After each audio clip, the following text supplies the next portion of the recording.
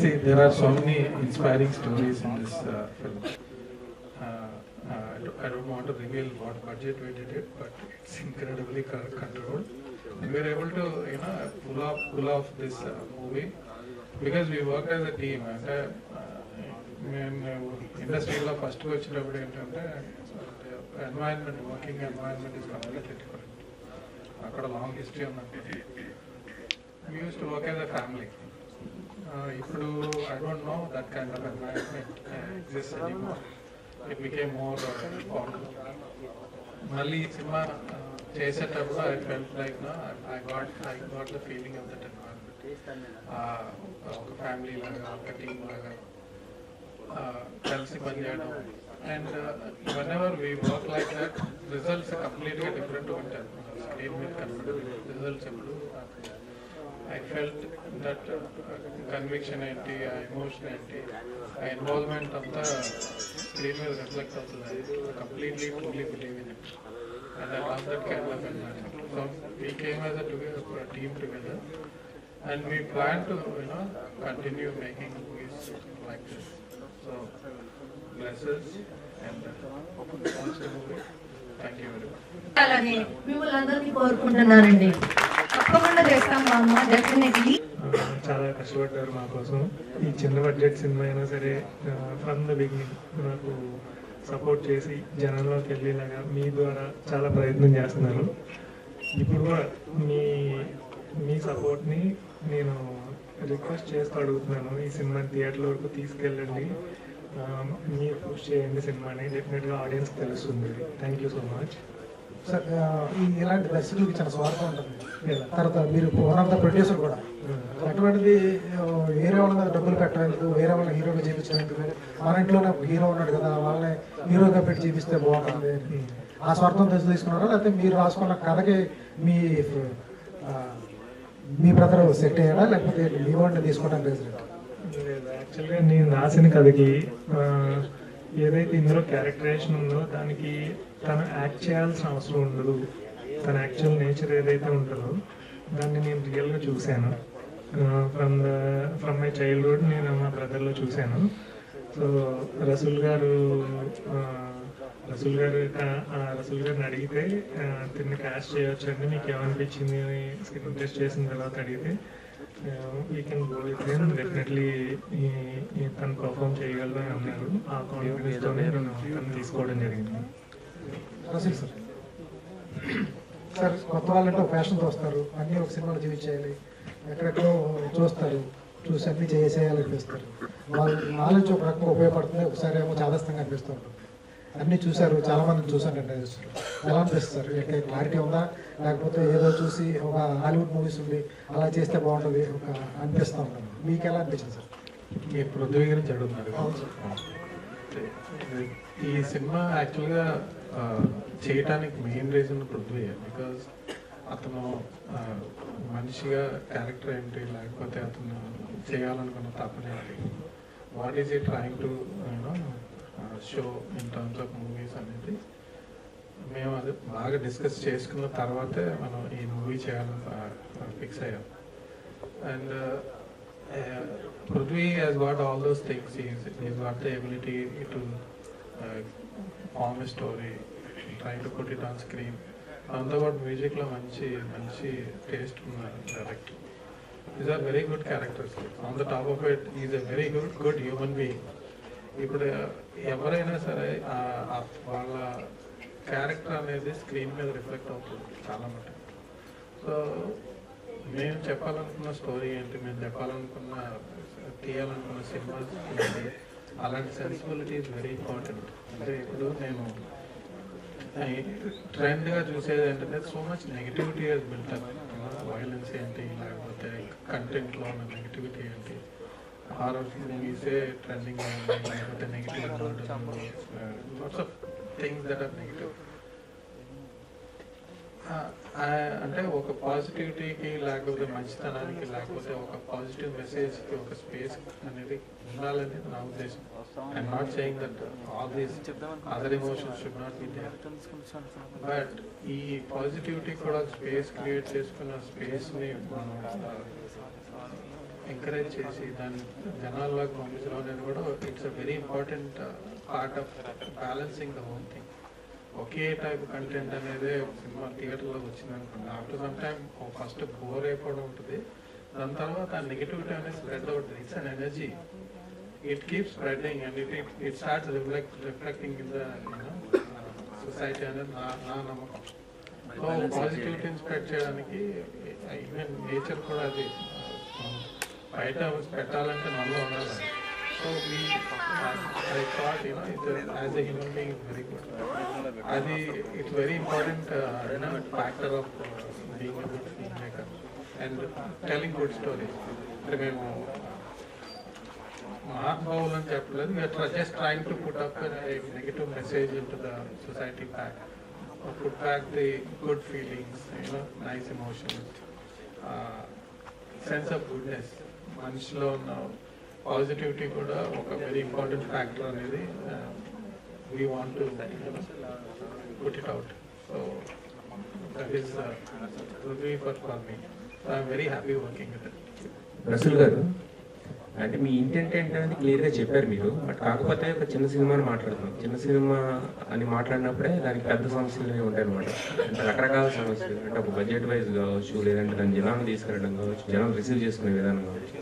So as a మీరు film maker, not only cinematographer, film maker కూడా కాబట్టి, so ఈ సినిమాని అంటే మీరు అనుకున్న బడ్జెట్ ఇందాక ఒక బడ్జెట్ అది చెప్పనని చెప్పారు, బట్ మీరు అనుకున్న బడ్జెట్లో కంప్లీట్ చేయడానికి సో మీ తరపు నుంచి ఎలాంటి ఇన్పుట్ ఇది ఇచ్చారు డైరెక్ట్ యాజ్ కొత్త డైరెక్టర్ కదా? సో అంటే I believe in ability and more than spending money. అంటే క్రియేటివిటీకి బడ్జెట్ అనేది లిమిటేషన్ కాదు, నా ఉద్దేశం ప్రకారం. With in the smallest budget you can put out brilliant output.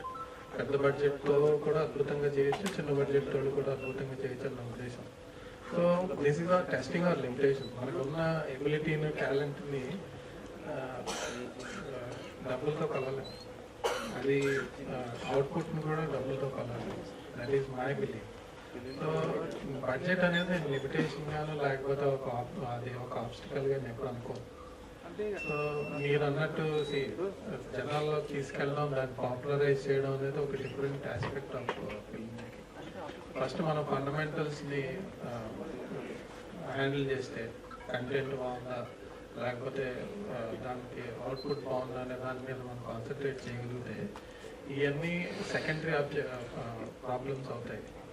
మన సినిమాకి ఎప్పుడు ఒక సపోర్ట్ ఉంటుంది, ఆడియన్స్లోకి 100% వెళ్తుంది, people will appreciate it. So fundamentals గురించి మనం బాగా కాన్సన్ట్రేట్ చేసి వాటిని సాల్వ్ చేయగలిగితే the bigger problems will solve themselves అని నా ఉద్దేశం. శివప్రసాద్ గారు, మీరు ఇంతకుముందు చేసిన జాబ్స్ ఏంటంటే జనరల్గా అంటే మనకి ప్యాసింజర్స్ కోసం లేదా మనకు ఒక విజిటేషన్ పెట్టుకుంటూ వినుకుంటూ వెళ్ళిపోతాం, కానీ అక్కడి నుంచి మనం వేరే దానికి వచ్చి అసలు అంటే ఫిల్మ్ మేకింగ్ ఇలాంటి ఊహలన్నీ కూడా చాలా కష్టం ఊహించడానికి, but you making to reality. So అసలు అక్కడి నుంచి ఇక్కడ జర్నీ ఎలా సాధ్యమైంది మీకు? చాలా కష్టాలు పడ్డాను సార్. యాక్చువల్గా నేను హైదరాబాద్కి రావడానికి కూడా మా ప్రొడ్యూసరే, మా డైరెక్టర్ గారు ఇక్కడికి వచ్చినాక చాలా సపోర్ట్ చేశారు నాకు ఆయన. నేను ఆయనతోటి 9-10 ఇయర్స్గా జర్నీ అనమాట. ఈ సినిమా స్టార్ట్ అయిన తర్వాత ఆయన ప్రతి మ్యూజిక్ చేయడంలో కానీ ప్రతి విషయంలో నాకు సపోర్ట్ చేస్తూ వచ్చారు. అలాగే మా ప్రొడ్యూసర్ గారు కూడా.